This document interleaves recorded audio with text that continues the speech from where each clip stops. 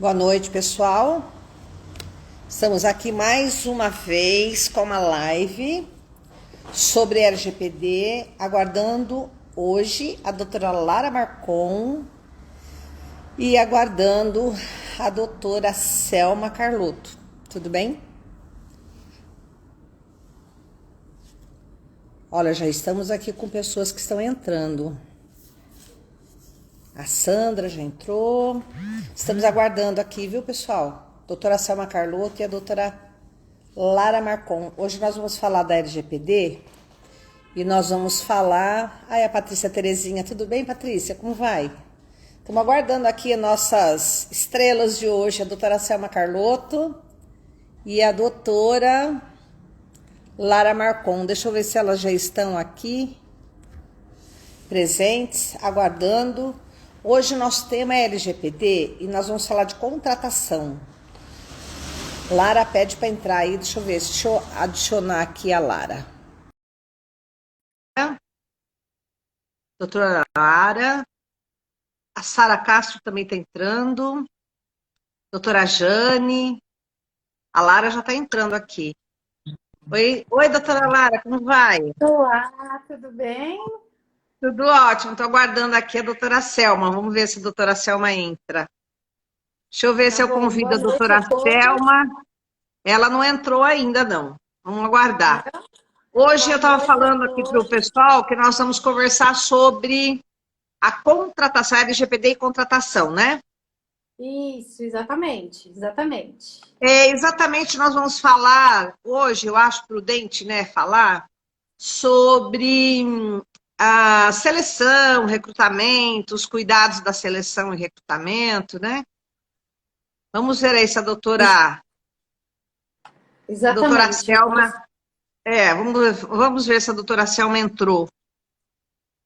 Não, ainda não. Ela ainda não apareceu por aqui.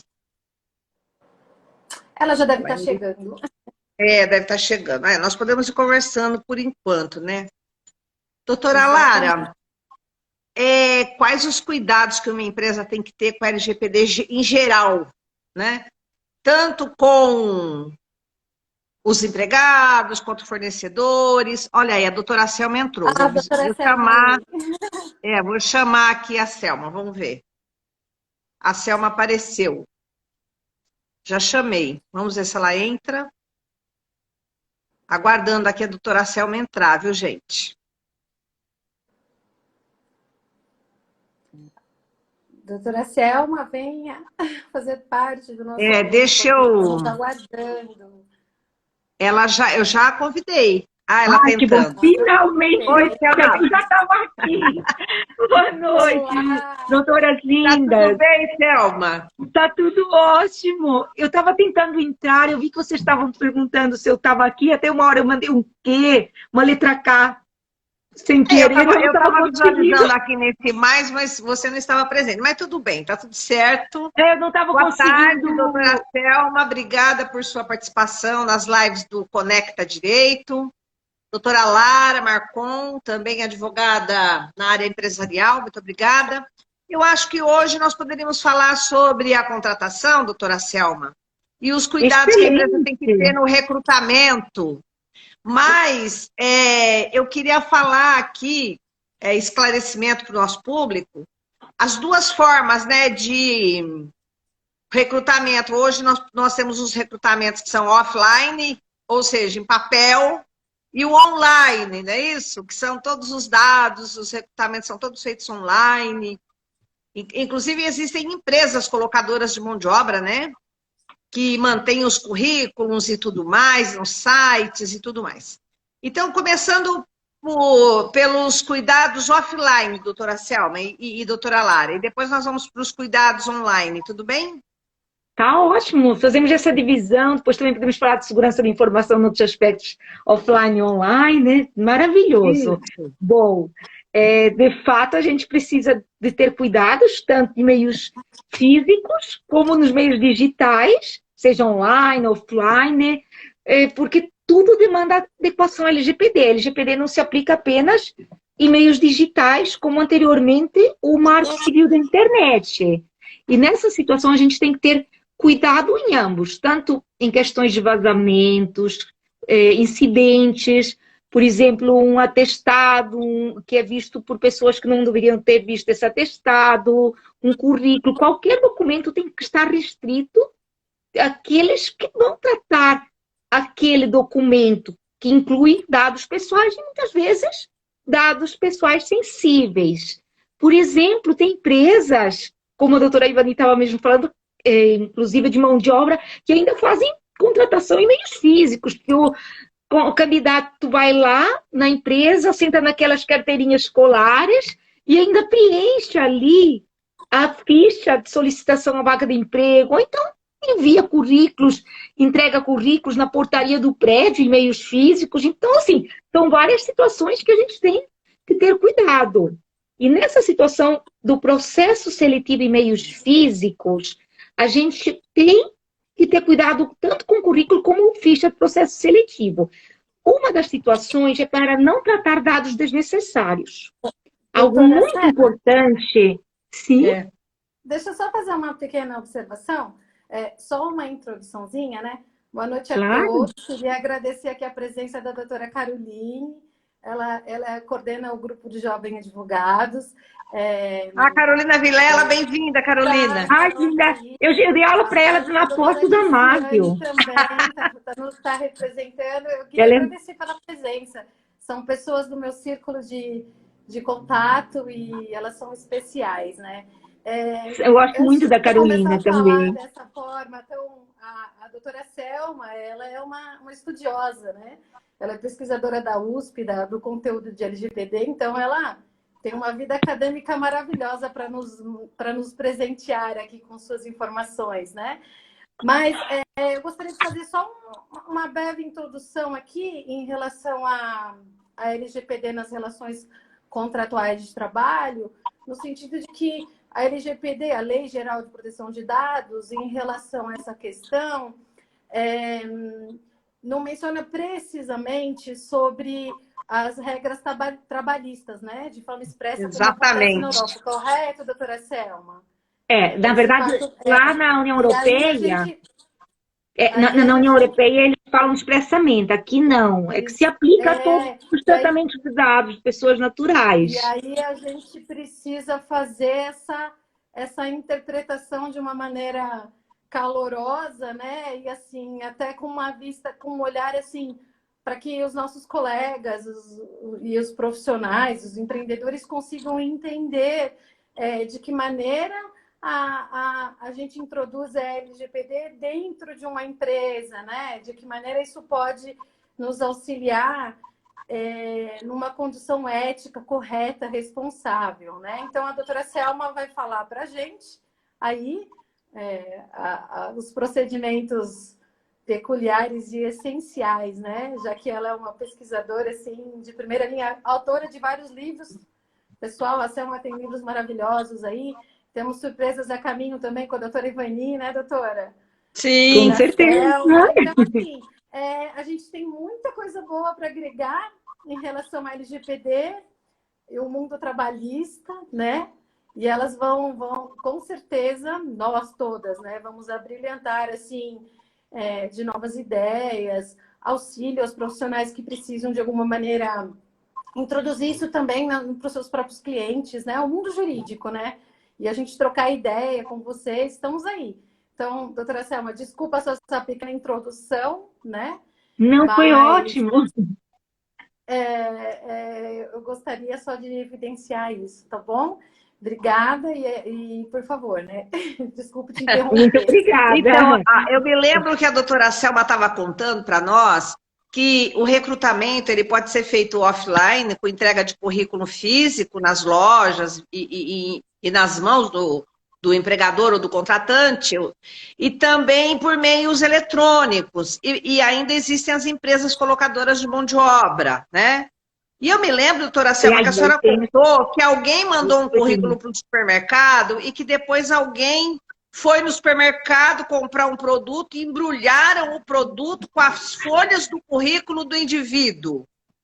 Ou foi o próprio indivíduo que levou para casa algo embrulhado e chegou lá, era parte do currículo dele, não é isso? Como é que funcionou isso? O que aconteceu? Lá em Porto Velho, Rondônia, de fato, um colaborador foi, e outros foram levar os seus currículos ali numa loja, e quando voltaram ali para comprar um produto, o produto foi embrulhado, envolvido com vários currículos de candidatos. Esse caso aqui teve repercussão, aquilo que eu falei, e que a gente estava falando aqui. O cuidado, então, não é só e-mails, na verdade, digitais, que é uma confusão que existe. Por isso que a gente tem que destacar que também temos que ter cuidado, ter medidas de segurança da informação, porque segurança é um dos princípios, entre os 10 princípios da Lei Geral de Proteção de Dados, e a gente tem que ter segurança da informação tanto em meios físicos como em meios digitais. Porque todo mundo lê aí a lei e só acha que é só para a questão digital, né?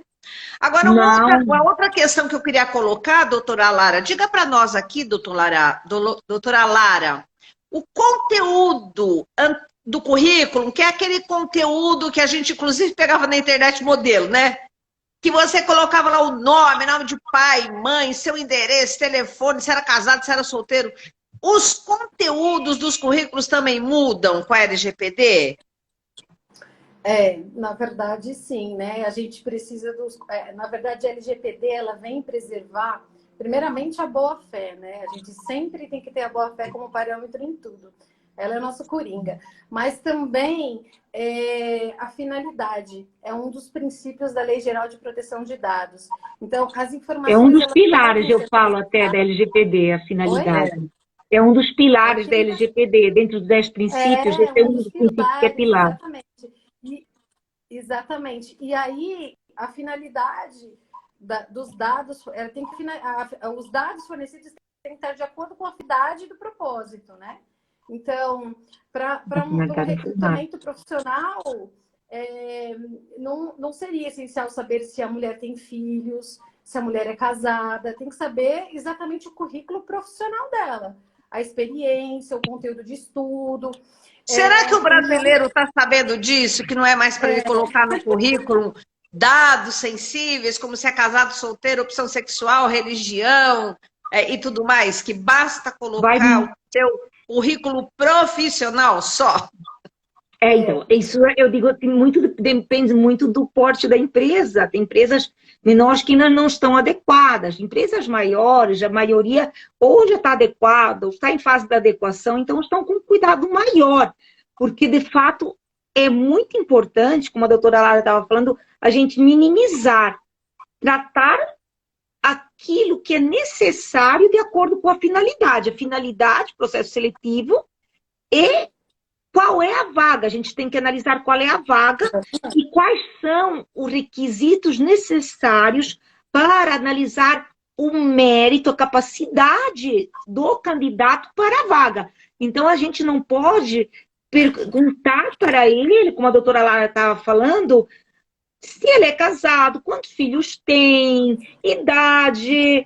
Porque são dados de potencial discriminatório, sejam dados pessoais, sejam dados sensíveis, principalmente os dados sensíveis, que estão ali no rol também da LGPD, que por isso eles são denominados sensíveis, porque eles podem gerar uma discriminação no processo seletivo e o candidato deixar de ser contratado por essa razão, o que vai ofender a LGPD, vai ofender a Lei 9.029 de 95, Convenção 111, entre outras normas, a própria Constituição Federal, 373A. Então, a gente, na verdade, tem uma norma aqui a mais que veio para coibir práticas discriminatórias, seja durante o contrato de trabalho, na extinção e, no nosso ponto aqui, processo seletivo. Então, não é para pedir dados sensíveis e mesmo pessoais que não sejam estritamente necessários para a aptidão para aquela vaga, senão a empresa estará desrespeitando a LGPD,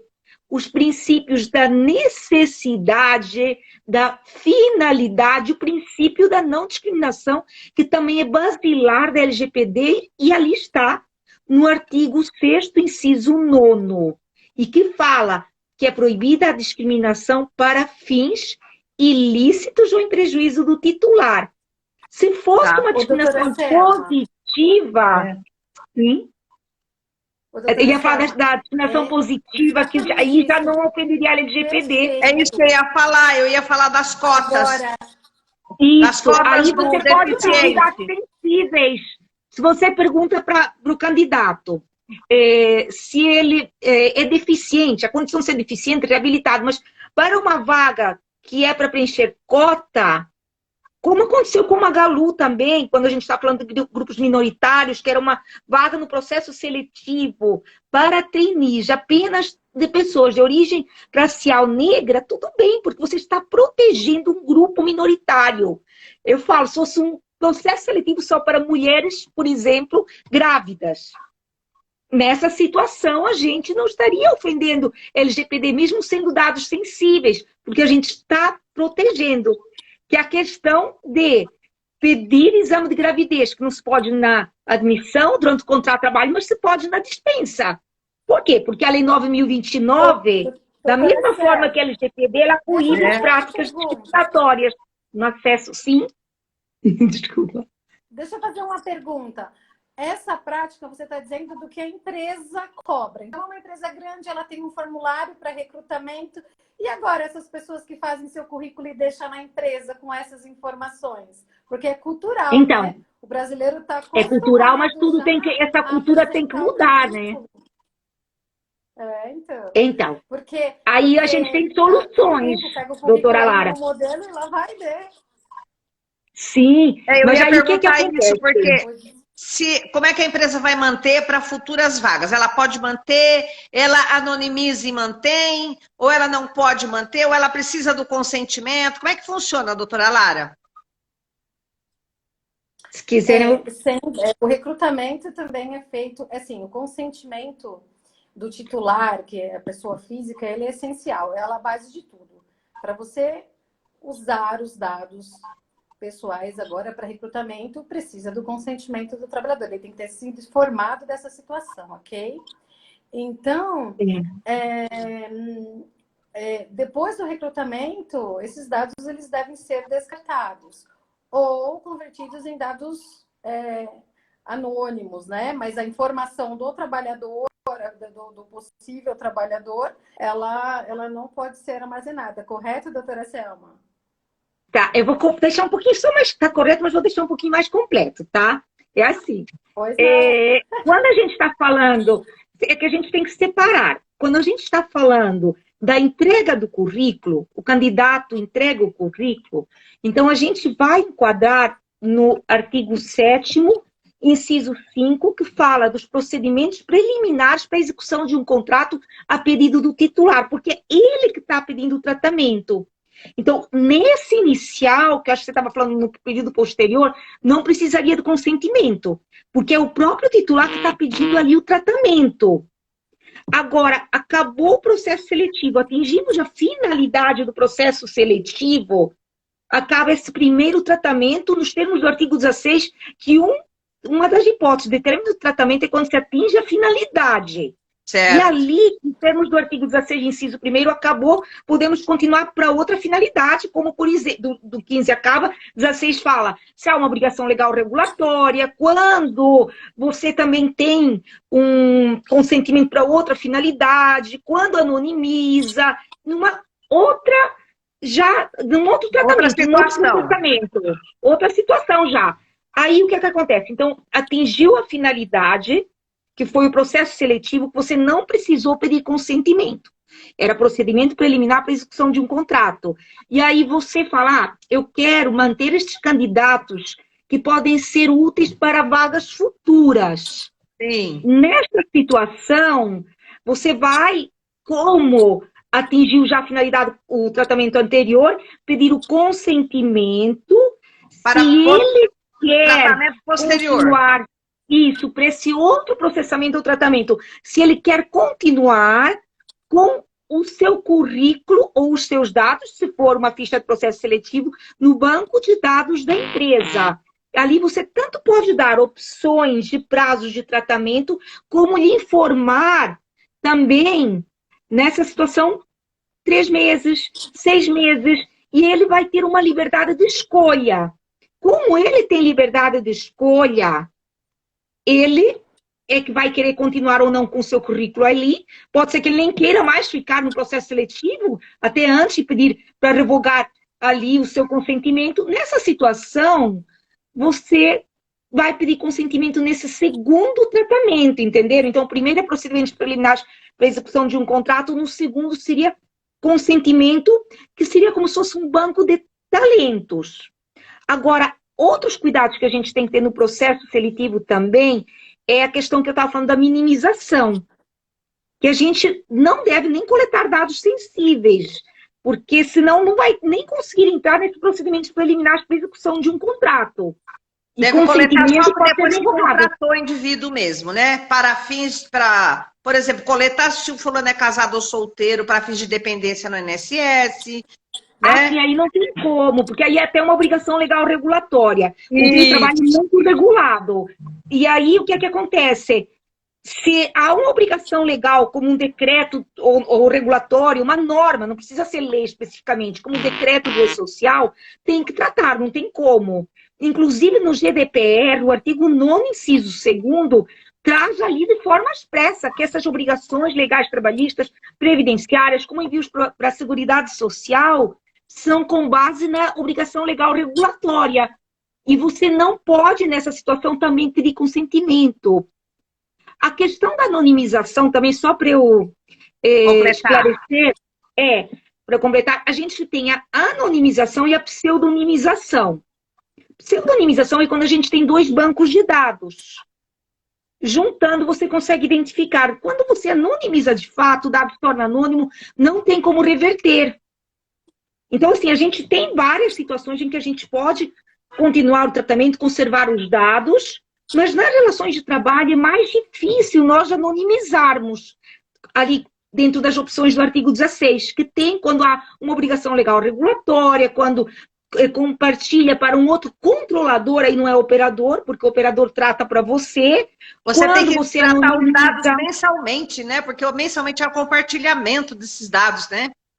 Compartilha com a Caixa Econômica, compartilha com o INSS, compartilha com o sindicato, compartilha com o banco, né? Porque você deposita lá na conta bancária o salário. Então, você tem compartilhamento mensais de dados, né?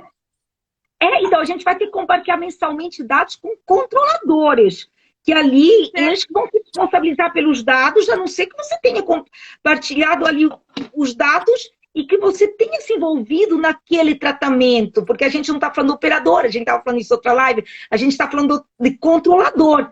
Mas se é para a Caixa Econômica Federal, se é um tratamento que é para cumprir uma norma, não se pede consentimento, igual que para pagamento de salário. Mas para pagamento de salário, não tem norma. Não dá para anonimizar isso e desanonimizar toda hora, né? Você tem que estar lá com os dados para poder ficar compartilhando o tempo todo, né? É que o problema que anonimizar seria mais uma relação de consumo para você manter os dados para fins estatísticos. Tem empresa que até quer manter os dados para fins estatísticos. Então, o que tem é que você vai manter os dados do currículo, mas são dados minimizados, não seria nem anonimizados, seriam minimizados. Só aqueles necessários. De repente, você pode fazer o quê? Ou mantém os mesmos, porque você já minimizou antes, ou você pode só manter um nome que foi bem no processo seletivo para a vaga X, para a vaga Y, e os contatos também. Porque quanto menos dados você trata, você menos responsabilidade. Corre. Exatamente, de segurança de informação. Lá na União Europeia, eles fazem muito o quê? Eles enviam modelos de currículo para os candidatos preencherem. E proíbem que sejam inseridos, entendeu? Dados sensíveis. Você pode ter até uma inteligência artificial que no momento de você anexar o currículo no site, ela não aceite dados sensíveis. Ele recusa. Isso é possível.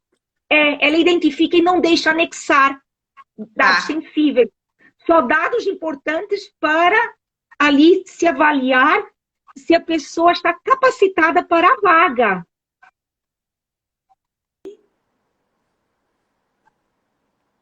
Tá mesmo. A minha?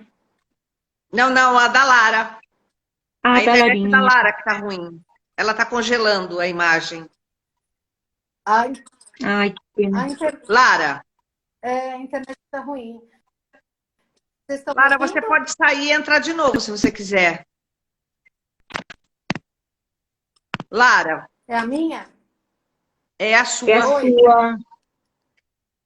É É a você. sua que está congelando a sua imagem. Na verdade, Você colocou no eu vejo 4G? vocês. Bom, agora ficou bom, pode falar. Ficou Então tá ótima bom. agora. Doutora Selma, essa prática da vinda da Europa é essencial, porque aí controlar desculpa, caiu.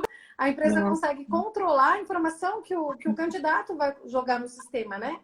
Ela Isso. protege, ela faz um ato de proteção. É, porque aí ela se resguarda, porque quem é que vai correr risco se há um vazamento?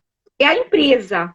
Tanto você tratar dados desnecessários é uma infração, como é uma infração também um vazamento, uma falha de segurança. Então, tudo está ligado, todos os princípios. Então, assim, você deve fazer o quê? Minimizar, fazer um checklist, é o ideal. Eu preferiria se eu fosse orientar, um fale conosco, ou trabalhe conosco no site. Você coloca ali, como se fosse uma planilha do Excel para um datamap, da mesma forma você coloca ali, por exemplo, motorista, depois psicólogo, depois gerente, depois advogado. A pessoa clica ali e aparece Preenche só os dados que estão sendo solicitados. Claro, é o melhor. Isso tanto em meio eletrônico como em meio físico. Tá. Naquelas empresas que ainda de terceirização, que ainda elas coletam dados em meios físicos. E ainda temos um quarto. Então, doutora Selma, nós temos um novo nicho de advocacia, né, doutora Lara? Para instruir a empresa de como captar esses currículos, a própria empresa sugerir, então, o conteúdo desse currículo e minimizar o estritamente necessário para aferir a capacitação do candidato. Ela excluiria os dados sensíveis, né? Ela deixaria só os dados necessários, né? E mesmo alguns que não são sensíveis, que não sejam necessários, também se excluiria, faria um checklist. Por exemplo, carteira do motorista. Se é para a vaga de psicólogo, não interessa pedir o número da carteira do motorista. Agora, se é para uma vaga de motorista, que até é justa causa hoje perder a habilitação profissional, para a vaga de advogado, ter OAB, é essencial. Então, às vezes, tem dados que são pessoais, que não são sensíveis, mas que você precisa para uma vaga e para outra não. Então, tem que ter todo esse cuidado, sempre olhando esses princípios e pensando que a necessidade é muito importante do lado da finalidade. Porque se você não avalia a necessidade para aquela finalidade, como a doutora Lara falou, você está correndo risco ali de outro problema, que é de segurança da informação, e de ser autuado ou sofrer uma condenação, autuado por uma Autoridade Nacional de Proteção de Dados, se é relação de consumo por um PROCON, inclusive, ou no judiciário uma condenação porque você não se ateve ali aquilo que era necessário tratar. Você não minimizou. Não observou o princípio da necessidade. Então, o processo seletivo é muito importante. A gente tem risco de práticas discriminatórias, porque tem o princípio da não discriminação, necessidade, finalidade, segurança da informação. Doutora Selma, os princípios, eles não aplicam um ou outro, eles aplicam no seu conjunto, né? Todos eles são de observância obrigatória concomitantemente, não é isso? Muito bem, isso mesmo. Os 10 são concomitantes. As bases legais a gente pode escolher uma. Claro. Ou deve escolher uma, principalmente se tem consentimento envolvido, porque o problema do consentimento é a revogação. Como naquele caso do processo seletivo, o candidato pode falar, não quero mais o tratamento, porque eu não quero mais aquela vaga. Mas se é daquela fase preliminar para a execução de um contrato, na verdade não é uma revogação do consentimento. Vai pedir para eliminar os dados porque não quer mais o tratamento. É como quando você acaba com um contrato com a Claro, com a Vivo, com qualquer contrato. Agora, na fase que é de consentimento, que tem um período para você tratar aqueles dados, por exemplo, para um banco de talentos, aí é revogação do consentimento com a consequente eliminação dos dados.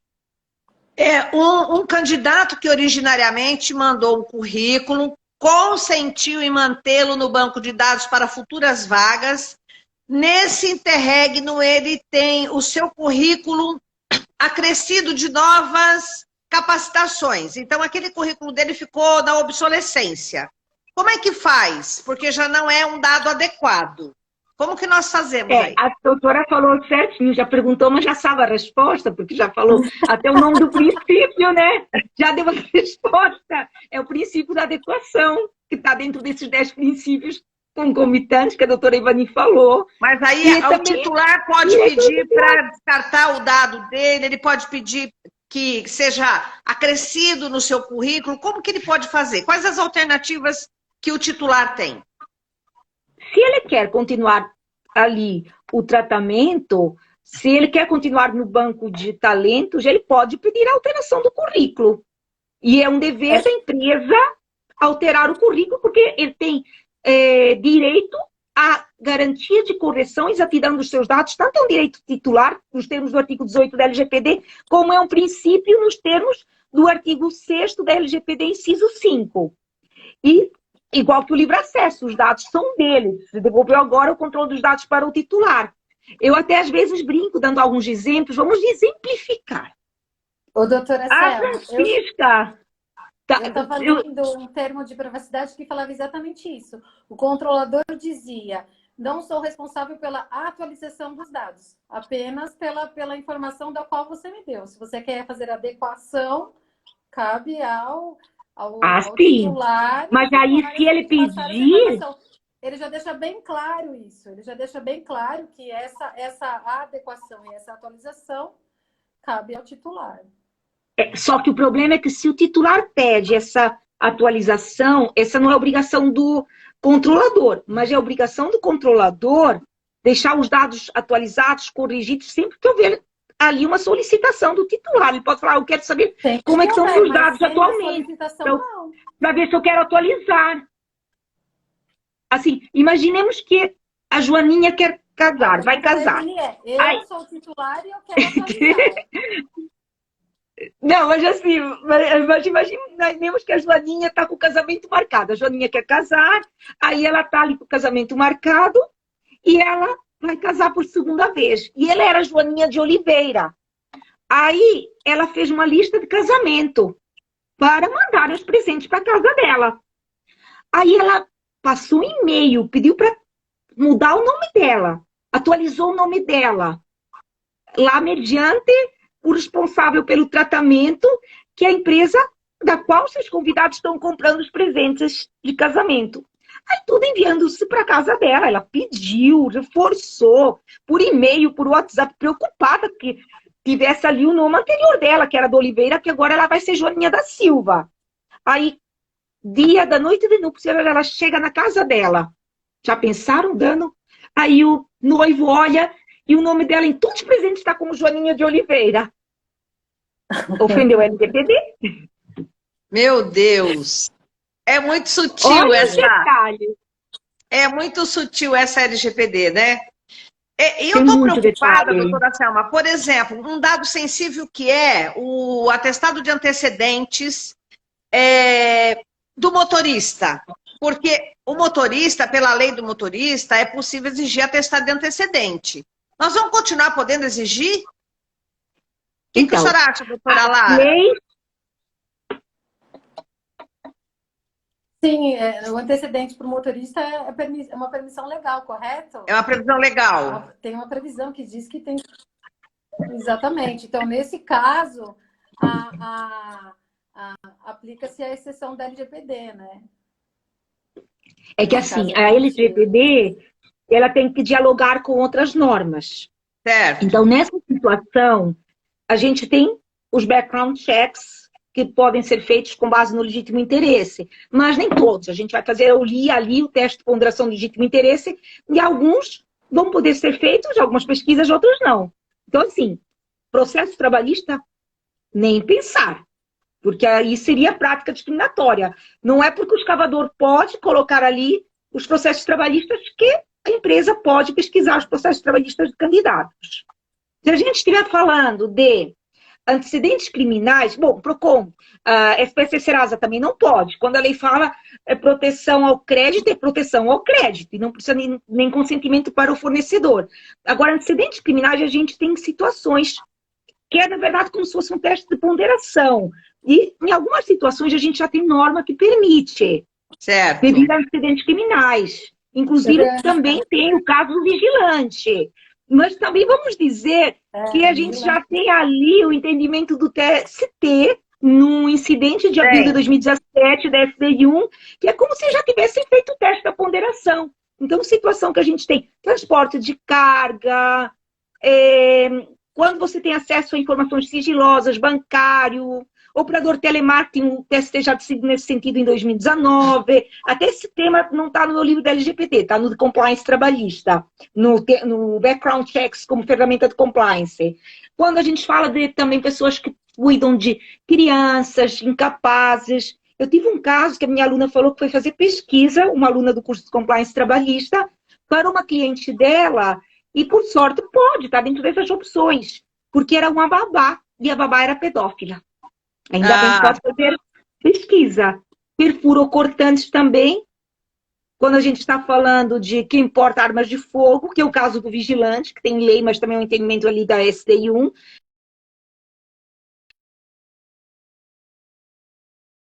Na verdade, o que acontece? A LGPD veio para proteger direitos fundamentais, mas a gente valora, a vida está acima de tudo. Então, nesta situação, a gente não pode nem sempre privilegiar a privacidade do titular em detrimento da vida também de outrem. Então, nesse caso, é um legítimo interesse do controlador ou do terceiro. Como fala o artigo 10º da LGPD, fizemos o LIA, Legitimate Interest Assessment, e passa. O TST já fez isso, na verdade, esse teste da ponderação, a proporcionalidade. Só que a empresa vai ter que fazer isso de novo, fazer as perguntas. Até no meu livro de manual prático que está para sair, eu coloco ali modelo de LIA, de Legitimate Interest Assessment. Por que é importante? Por mais que a gente já saiba que pode responder as perguntas, porque sempre que o tratamento é com base no legítimo interesse, nós devemos fazer o quê? Colocar esse anexo do LIA ao RIPD, que é Relatório de Impacto à Proteção de Dados. Porque a LGPD traz que tratamentos com base no legítimo interesse vão precisar sempre do Relatório de Impacto à Proteção de Dados. No artigo 10º, eu penso que esse fundamento, essa base legal legítimo interesse, é a base mais fraca que existe. Porque o legítimo interesse ele é questionável. Eu penso que quando a empresa tiver um outro fundamento legal que ela puder, que ela possa se escorar em outra base legal, eu acho que o legítimo interesse seria o último a ser utilizado. Por quê? Porque o legítimo interesse é algo que é subjetivo. Doutora Lara, entende isso? Sim, sim, concordo. Também concordo com esse posicionamento. Posso dar um posicionamento? Ela entrelaça com várias outras legislações. A interpretação não é só dela, né? Ela vai acabar sendo feita de maneira muito mais ampliativa do que isso. Então, né? O legítimo interesse, claro, ele não pode ser ali uma válvula de escape para todos os treinamentos. Não pode ser uma porta aberta. Então, assim, nunca, é claro, é para priorizar o legítimo interesse. Se a gente tiver como base legal uma obrigação legal regulatória, que está em primeiro lugar, inclusive nas relações de trabalho, eu falo que é a rainha das bases legais, ou a execução de um contrato. Isso está em várias leis da União Europeia. No artigo na Lei 58, por exemplo, 2019 de Portugal, o artigo 28 fala: não podemos tratar nas relações de trabalho com base no consentimento.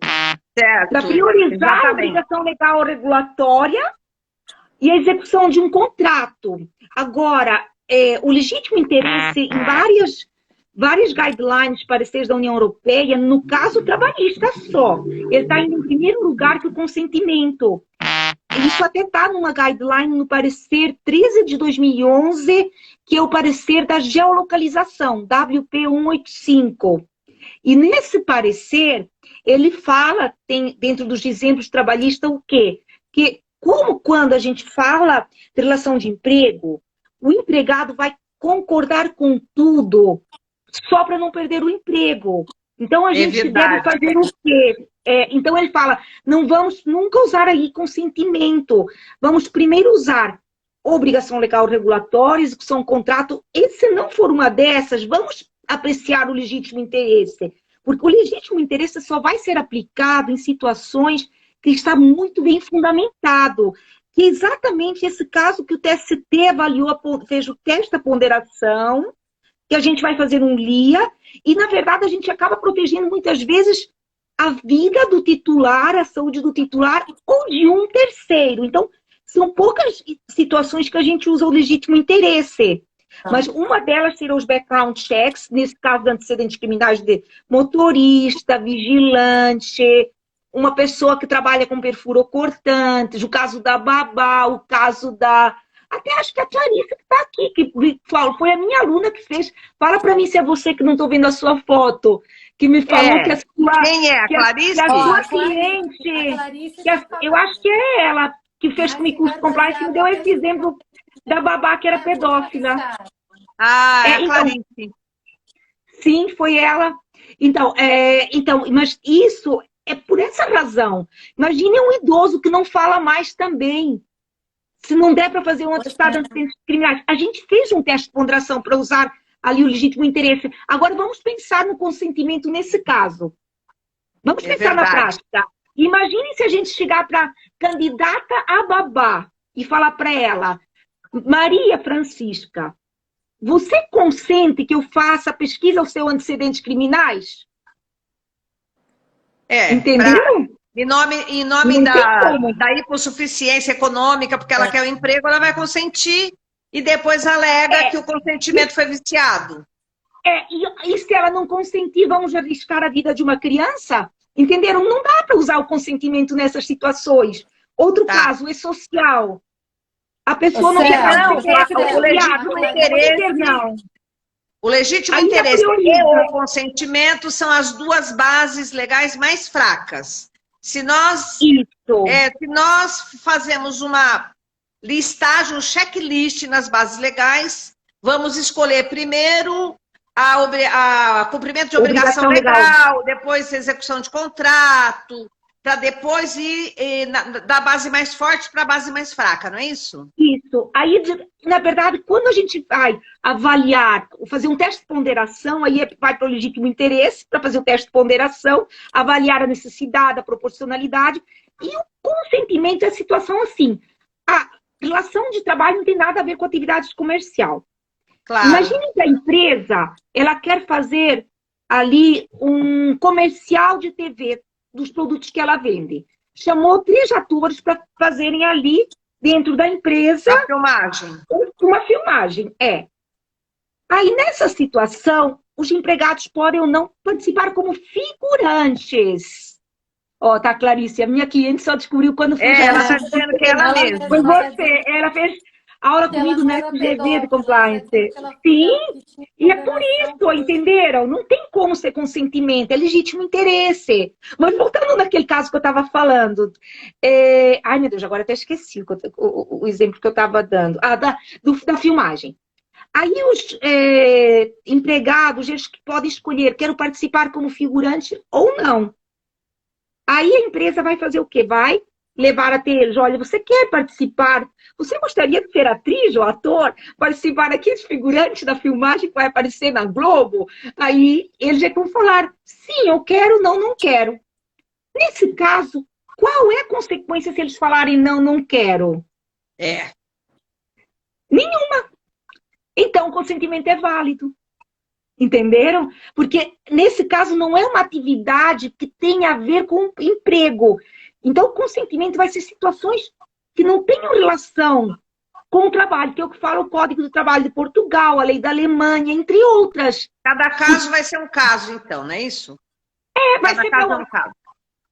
Consentimento vai ser telemarketing para empregado, que não tem nada a ver com empregado, telemarketing com dados do empregado, ação comercial, a entrega de um bolo de aniversário, uma lista de aniversário. O que fala o parecer do consentimento, que hoje o último é o 5 de 2020, do Comitê Europeu de Proteção de Dados. Ali no capítulo, acho que é o 3.1.1, se quiserem ler, que fala de desequilíbrio de poder. Ele fala que o empregador, isso como em qualquer hipótese de consentimento, ele tem que demonstrar que não haverá consequência para o trabalhador se ele disser Se não. recusar. Que é o que fala a guideline, entenderam? Da geolocalização. Tá. A Os mesma guias de coisa. condutas, né? Olha, nós já estamos há 45 minutos, pode não parecer, mas já correu esse tempo todo. Nossa! Doutora Lara, quais o que a doutora recomendaria para suas empresas, como advogada na área empresarial, os cuidados? Na área hoje nós estamos falando só do recrutamento, nesta área, quais os cuidados que a doutora recomendaria?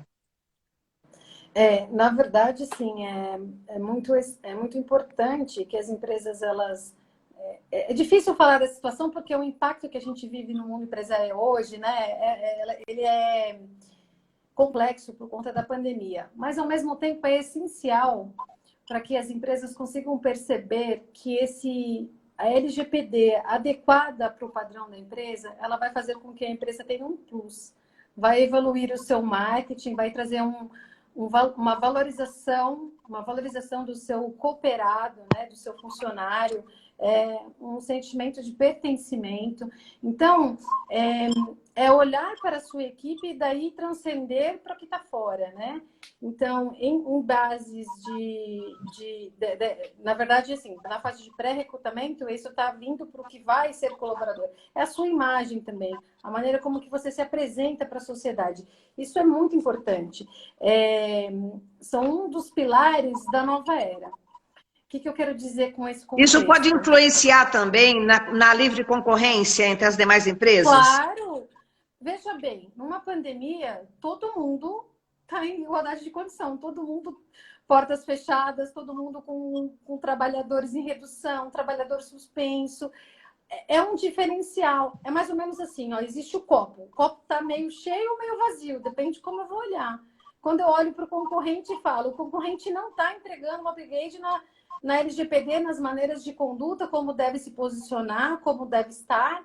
Então, assim, é um diferencial.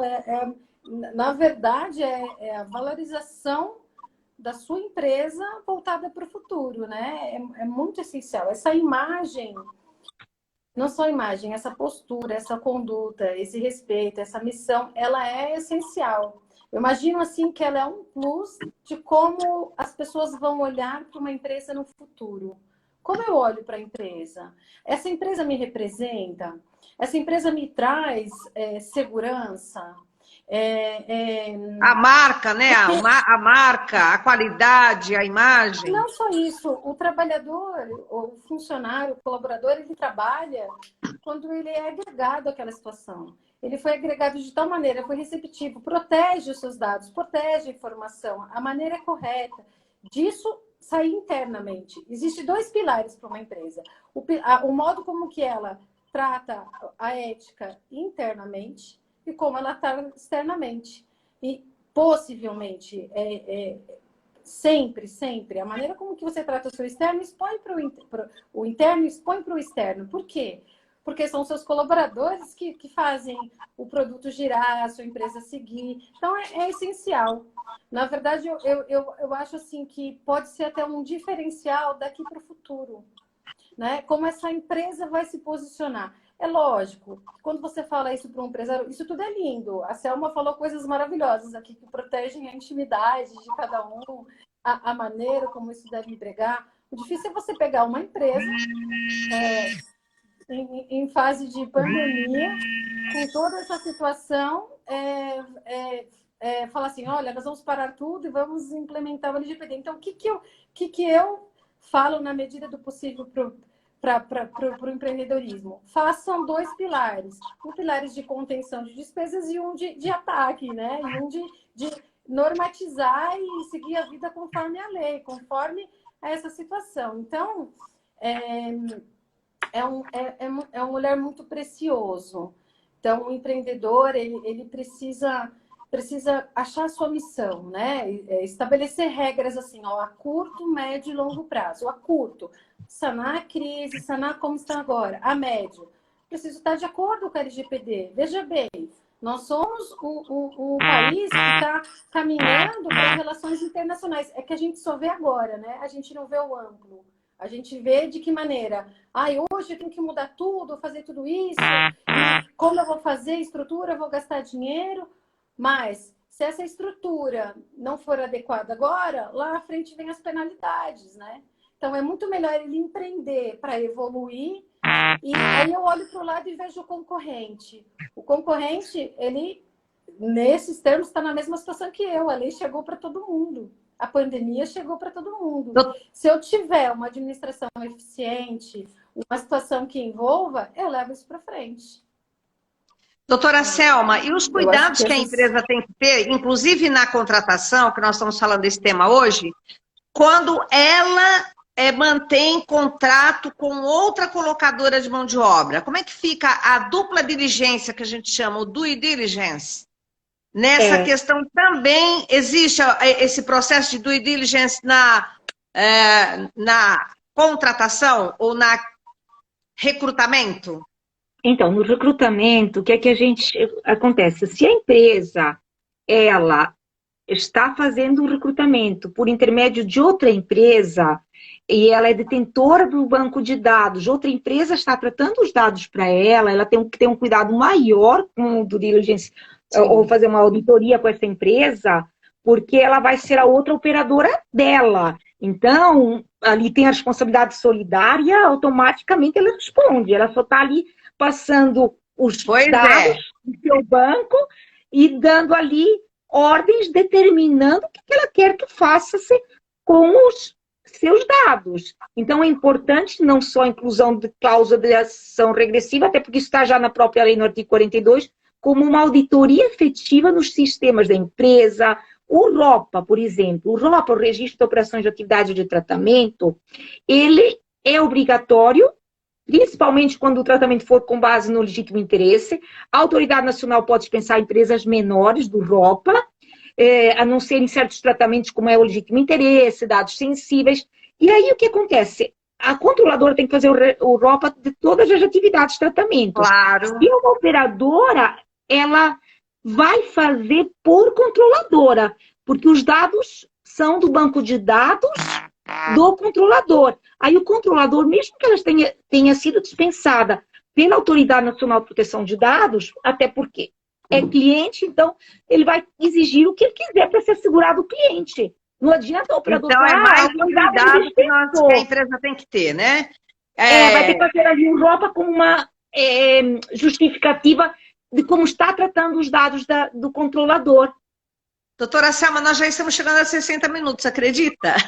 Ai, meu Deus, está acabando. Posso só completar essa ideia? E a doutora Lara caiu aqui, a internet dela parece que ela caiu. Então, o que sobra, né, assim, no resumo, é que na contratação de pessoal, uma empresa, na hora do recrutamento, colher só os dados necessários para aquela finalidade da capacitação, naquele momento, aferir somente a capacitação, e ter cuidado redobrado de a própria empresa ter o seu modelo de currículo, né, no seu site, em que o pretendente candidato preencha.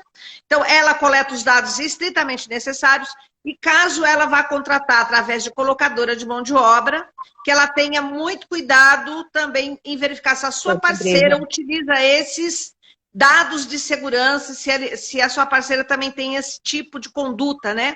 Das boas práticas, não é isso, doutora Selma?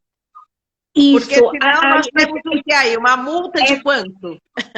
Do mínimo, na verdade não digo mínimo, o máximo 50 milhões de reais. Pois na verdade, a multa, só isso já assusta, né? Só isso já assusta. Ela é 2% do faturamento do ano anterior. Sem contar as ações individuais de reparação de dano que o próprio titular dos dados pode entrar contra a empresa, não é verdade? E as coletivas, né? Inclusive, assim, tem uma outra questão aqui que eu estava falando, a gente está falando do diligence ali com a empresa que está fazendo ali o recrutamento e seleção. se o banco de dados for dela, aí ela vai ser controladora. Se ela Sim. tiver um banco de dados É uma relação de próprio, controladora para controladora, né? isso, não vai ser do controlador para o operador. Sim. Existe uma responsabilidade se ela também fizer o tratamento ali, por exemplo, como uma co-controladoria, se eles tomarem decisão juntos sobre um banco de dados. Aí a responsabilidade Agora, vai quando ser o operador é solidária. maior ainda. Aí a Isso. responsabilidade é solidária.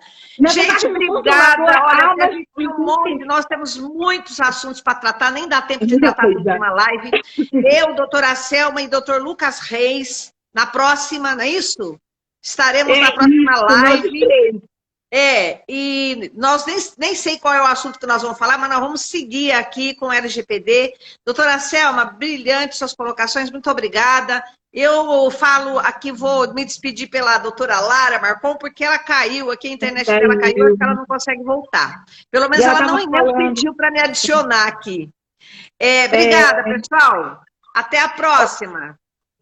Obrigada, doutora Ivani, também, por todas as suas posições maravilhosas. Obrigada também para a doutora Lara. E obrigada aí por todas as pessoas que estão nos assistindo, que são nossos acompanhantes aí de todas as lives e todas as pessoas da nossa área. Beijinho para todo mundo. Para todo mundo. Coraçãozinho. Tchau para todo mundo. Tchau. Tchau, beijo.